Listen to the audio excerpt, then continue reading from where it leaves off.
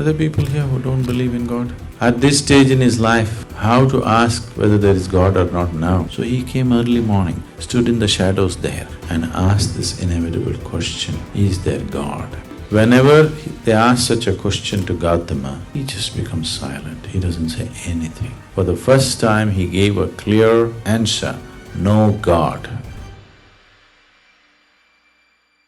Gautama, the Buddha, you heard of him? Everybody heard of Gautama? Buddha is not his name is Gautama Siddhartha. He became a Buddha.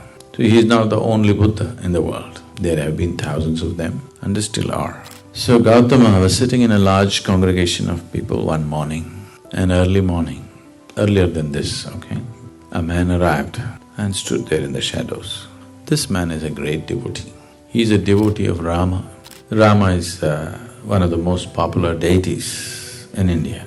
If you do not already know this, in India we have 36 million gods and goddesses. It's a very rich country. He is a great devotee of Rama. The devotees in India, not now and not everybody, but those who take this seriously, they will not utter any other word than the name of God that they believe in. So if they want you to come, they'll say Ram Ram. If they want you to go, Ram Ram. If they want something, Ram Ram. No other word but Ram. Their clothes are all printed Ram Ram, they utter only Ram Ram, they live Ram Ram. They devoted their whole life to God. You are smart, you are not like that. You kept God like insurance. Just in case something goes wrong, I have also paid my premium. Everything that you need to do, you do it yourself. You kept God like insurance. You're smart. But this man invested his whole life in God, total. Age is passing away, little doubt has come. Are there people here who don't believe in God? Nobody? No leftists? No? Only one? Okay. What's your name? John. Only John? Nobody else? Little doubt has come. He knows there is God.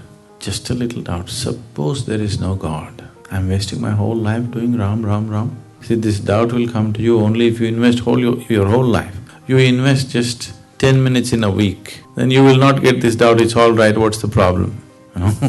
If you invest your life completely into God, then within 3 days doubt will come. Am I wasting my life just doing this? And there are other people who don't believe. See, look at this John, he doesn't believe. For him also sun comes up in the morning, for him also flowers blossom, from him also life happens. Looks like he's having a better time than me. It's a little doubt, he knows there is God, just a little doubt. Now there is an enlightened being here, he wants to confirm. But after being a well-known devotee for a long time, because he did not just go to the temple, he built many temples. At this stage in his life, how to ask whether there is God or not now?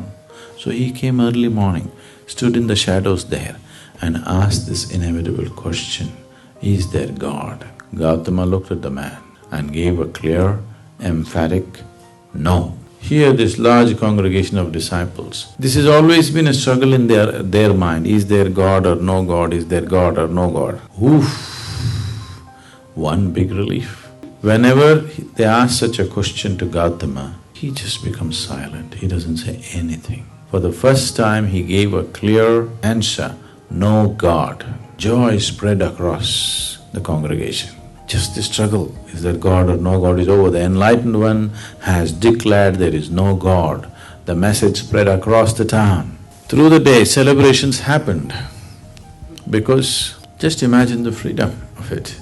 No God means nobody sitting up there keeping accounts of what you did and what you did not do to punish you, burn you in hell or do this or that. Life is completely yours. So through the day, celebrations happened.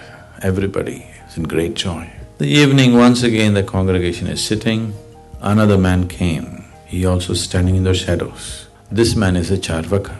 Charvaka means, in India there are groups of people who are known as Charvakas. These Charvakas are out and out materialists. They don't believe anything other than what they can see. Probably this is the only culture that allows this. You will see actively missionaries of God going from village to village spreading their God message, and missionaries of no God going from village to village arguing with people and proving to them how there is no God.